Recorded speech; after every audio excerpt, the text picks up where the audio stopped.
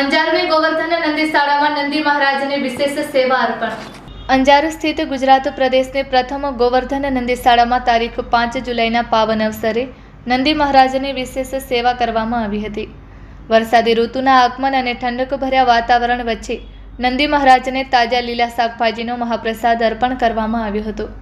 મહંત ત્રિકમદાસજી મહારાજના માર્ગદર્શન હેઠળ આયોજિત આ સેવા કાર્યમાં અંદાજે 1200 થી 1500 કિલોગ્રામ તાજા લીલા શાકભાજી નંદી મહારાજને પ્રેમપૂર્વક અર્પણ કરવામાં આવ્યા હતા. નંદી શાળામાં રહેલા નંદીઓએ આનંદ અને સ્નેહપૂર્વક આ પ્રસાદ ગ્રહણ કર્યો હતો. આ પ્રસંગે ગૌમાતા અને નંદી મહારાજની કૃપા સમગ્ર વિશ્વ પર બની રહે તેવી પ્રાર્થના કરવામાં આવી હતી.